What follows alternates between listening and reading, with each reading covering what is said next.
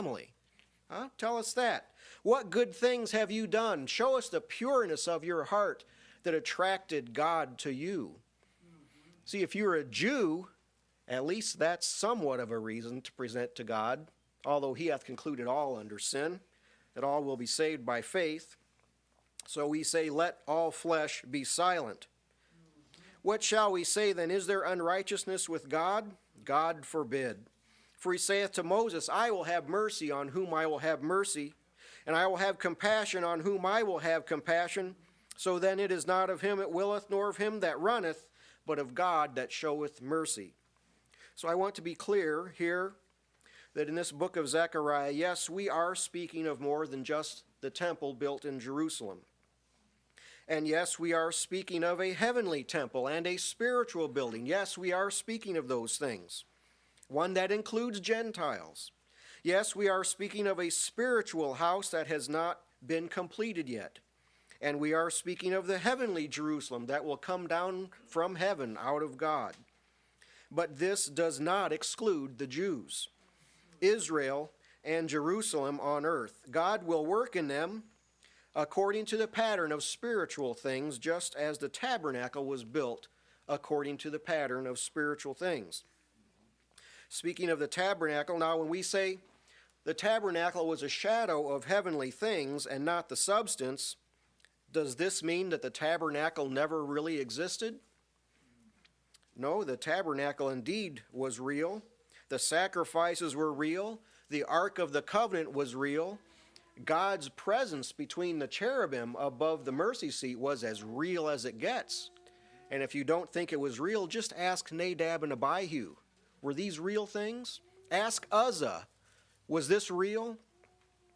So my point is this: if God cannot gather Jews from every nation like he said he would do, what hope do we have that he will gather saints who are more numerous and more scattered?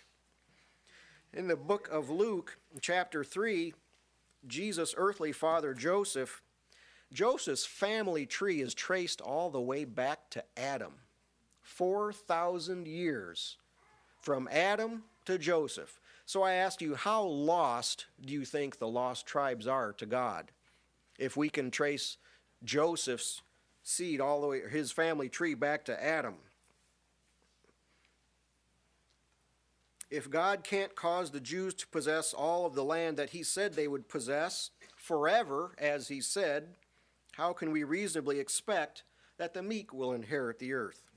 How are we going to get an accurate picture of the glory and blessedness of the New Jerusalem while the Jerusalem on earth lays in waste and is inhabited by heathen?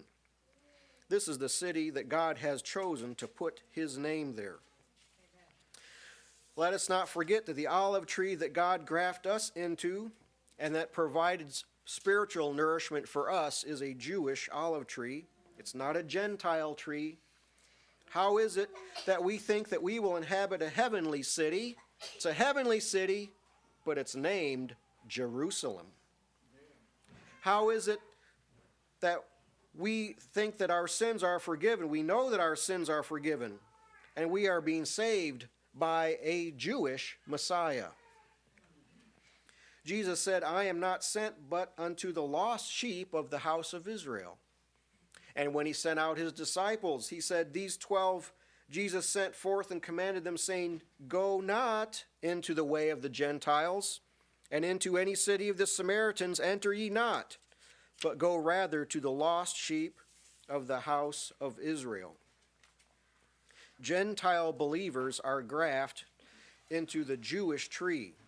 How is it that we have this book that we call the Bible, the Holy Scriptures, which contains the writings of exclusively Jewish men who were moved by God? We are made partakers of their Jewish tree. God is going to do what he said he will do. Again, I remind you, he's working salvation in the midst of the earth, and the nations will see this. So this is the background of our text today. Thus saith the Lord of hosts, it shall yet come to pass that there shall come people and the inhabitants of many cities. This shall yet come to pass. The working of the Lord will have glorious results, and the word will get out among the nations. There shall come people. The people meaning a variety of people, people from many nations, people of many languages and families and tongues. People will come. The inhabitants of many cities. Of all the things that can be said about Jerusalem, it will not be said that it is one of the best kept secrets in the world. People who already have homes and live in established cities will come. People who already have a community and who already belong to a particular group will hear things that will cause them to pick up and leave. Leave their cities, leave their homes, leave their communities, and come. That there shall come people and the inhabitants of many cities. And the inhabitants of one city shall go to another, saying, Let us go speedily to pray before the Lord and to seek the Lord of hosts. I will go also. People will come, but they won't come alone. Along the way, they will stop in other cities and call others to come with them. All of these citizens of other cities will have one place that they will want to go. This mass exodus in the outer cities will occur for one reason. It won't be because of a plague. It won't be because of war. It won't be because of some devastating weather phenomenon. The people won't be running away, but they will be running to the Lord. Amen. They will come seeking Him. Let us go speedily, speedily. Whatever plans you have, change them.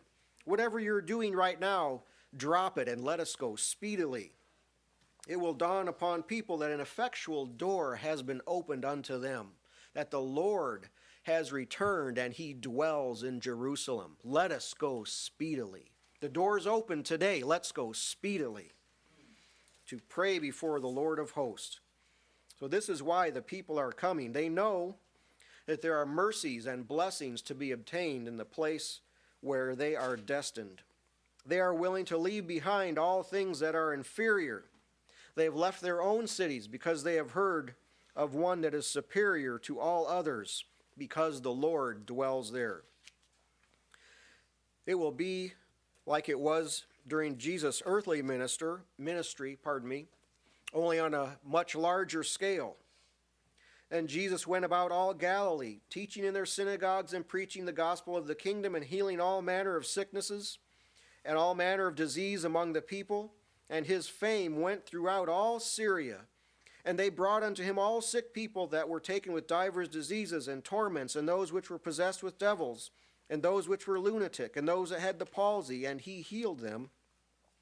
And there followed him great multitudes of people from Galilee, and from Decapolis, and from Jerusalem, and from Judea, and from beyond Jordan. Great multitudes.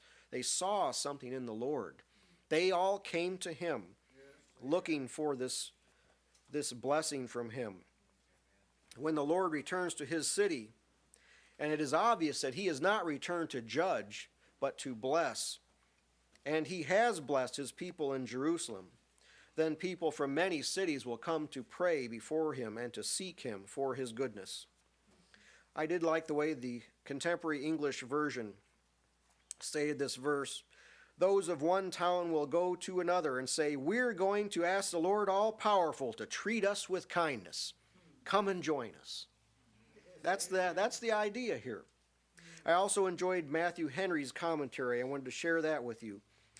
That those who are brought into an acquaintance with Christ themselves should do all they can to bring others acquainted with him. Thus Andrew invited Peter to Christ, and Philip invited Nathanael,